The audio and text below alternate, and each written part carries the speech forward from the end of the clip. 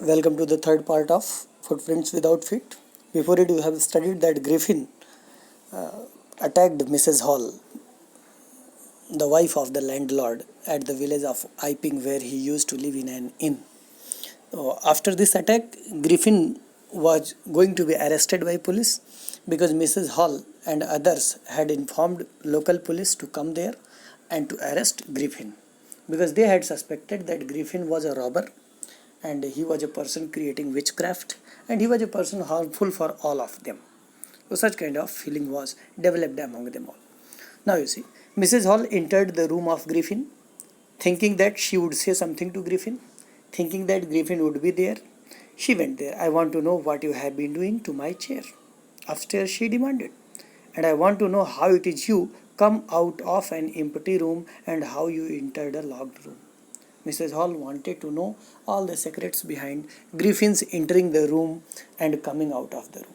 She wanted to know the secret how he used to turn invisible.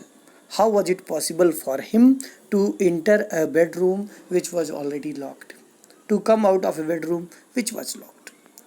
The scientist was always quick-tempered. Now he became furious. Quick-tempered means he was easily angry. The scientist became angry and he showed his anger very easily to anyone who irritated him. You don't understand who or what I am, he shouted. Very well, I will show you. Suddenly he threw off bandages, whiskers, spectacles and even nose. It took him only a minute to do this. The horrified people in the bar found themselves staring at a headless man. Griffin became very much angry. Suddenly he wanted to create a kind of horror among them all. He wanted to horrify Mrs. Hall. That's why he removed everything that he was wearing. And you know very well, if Griffin turned naked and he removed all his clothes, his body used to become transparent. So he removed his bandages from the head, whiskers, fake mustaches, spectacles and even nose, the additional nose which he was wearing above his nose. It took him only a minute to do this. Within a minute only, Griffin was transparent. The horrified people in the bar found themselves staring at a headless man.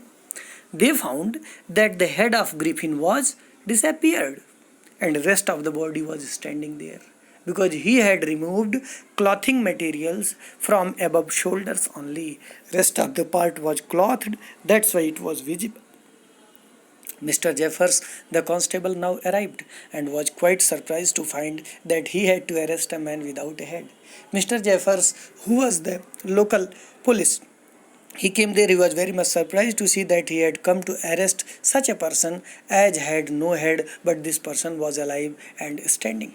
But Jeffers was not easily prevented from doing his duty. If a magistrate warrant ordered a person's arrest, then that person had to be arrested with or without his head. It was the duty of the local police to go and arrest the person because a warrant had been released by the magistrate and it was his duty to arrest the person whether he had the head or not.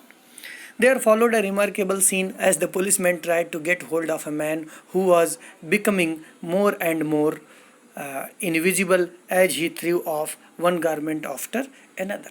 Now, this scene became quite entertaining and the policeman wanted to catch him.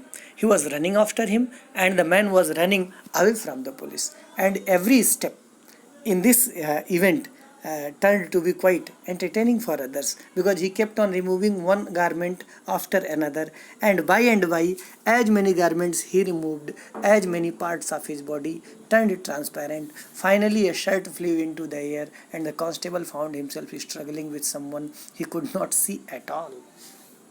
Finally, Griffin removed his shirt also and flung it into air. And Jeffers caught Griffin.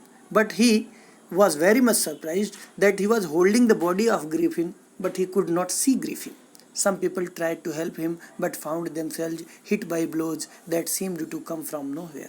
Some people tried to help the inspector in catching that invisible man, but every person who came close to Griffin was hit by him, was fisted by him, was given a sharp blow by him. He slapped them, he beat them, he punished them. Anybody who came there, he punished them. Now, everybody was surprised here where the person was who slapped them, where the person was who blew a fist upon them. वो सोच रहे थे घूसा कौन मार रहा है, थप्पड़ कौन मार रहा है हमको, कोई यहाँ पर है भी नहीं. In the end Jeffers was knocked unconscious as he made a last attempt to hold on to unseen scientist. Mr. Jeffers, the policeman who tried to catch the unseen scientist, the invisible man, because he was paying his duty very much sincerely, very much honestly.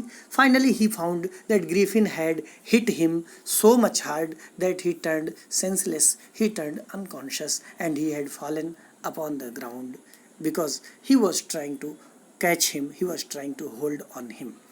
There were nervous, excited cries of hold him, but this was easier said than done.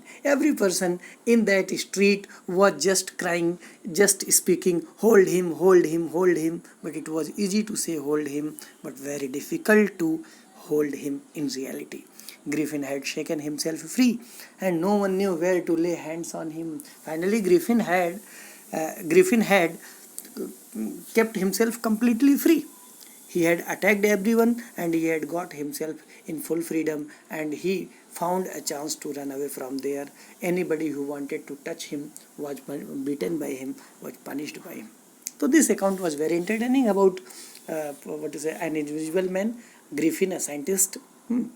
It's also a fiction. It's an imaginary story. There is nothing in reality like Griffin or a medicine such as this medicine as has been described here, that you drink it and your body will become transparent, but it will remain as solid as glass. No, it's not so. There is nothing reality. It's a fiction only, and H.G. Wells has written it very beautifully so that people can be well entertained. I already told you The Invisible Man is a novel written by H.G. Wells, and Footprints Without Feet is an episode in that novel. So thank you very much for listening to me in this story. Okay, I will discuss the next chapter of your class. Thank you.